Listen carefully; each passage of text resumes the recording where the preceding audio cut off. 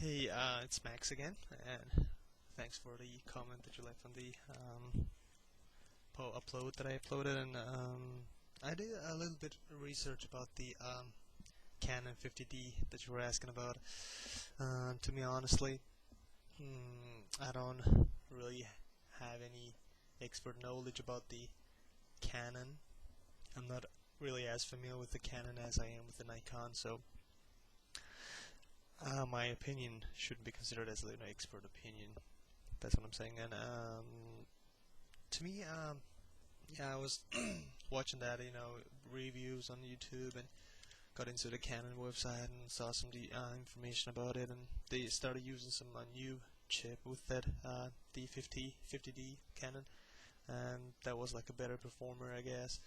And at this stage of starting up in the beginner, you should be thinking about your future, that because it's gonna be your investment. It's gonna take lots of money. You gotta dedicate a lot to it. It is really addictable too. So you start up with it, really good, and so you're gonna have to pursue it. To me, I'm really kind of glad that I started out with the Nikon. I'm not saying Canon is worse than Nikon, because no offense to the Canon, but to me, looking at the most professionals, the most pros, they have that Nikon bodies and Nikon lenses, and that's what they make their living with. That might tell that might be saying something, but I don't know. But on the particular D90, and between D90 and 50D, to me it sounds really appealing that 6.3 shutter speed frame rate on the Canon D50 was really appealing. In the faster photography, baseball, bird photography, it is fast enough for you. And also in the low light situation, besides the AF stop and the shutter speed, there is one also key, is the ISO. On the Canon D50D, I think the ISO goes up to 12,800, which is ridiculously high. But I wonder how it performs with, as a noise-wise though. But I'm pretty sure they start using that new chip and everything. Improvements gotta show on the picture, I guess, but you have to see it yourself. Do some comparing between the highest. 3200 is the highest ISO that I use with my Nikon D90 without any noise. Pretty much any noise, noticed on the picture, but I want to see how Canon performs as, ISO wise, noise wise.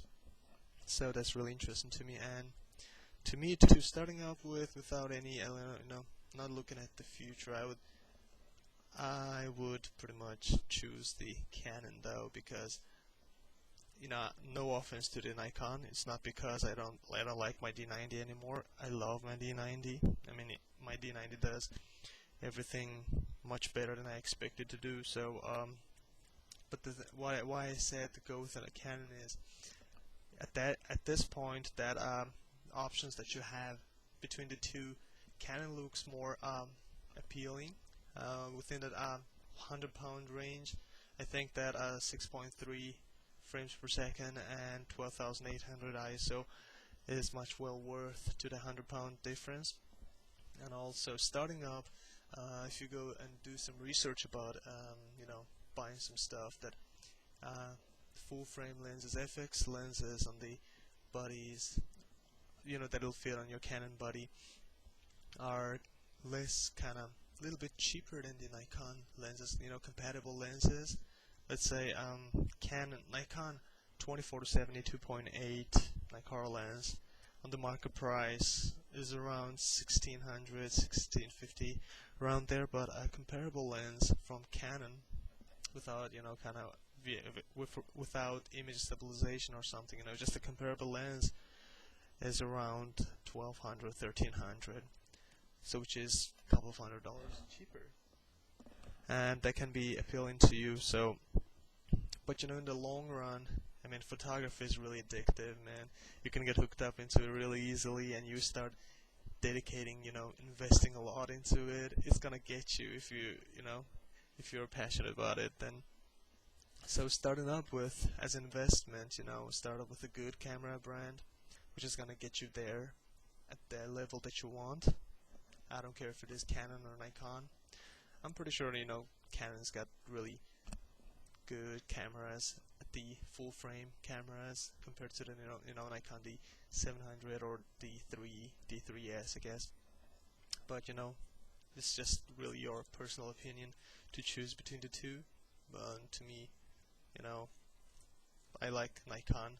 The first thing that I liked Nikon was the shutter sound.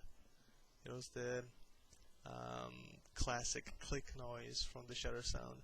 But from the Canon, there was this robotic click click click click noise from the Canon. So I know it's silly, but that's why I chose Nikon actually. I know it's silly, but I'm really happy that with my choice. So also, you have to see in the future that whatever camera you choose, you have to start up the gear. Be careful on the gear that you have to start up with.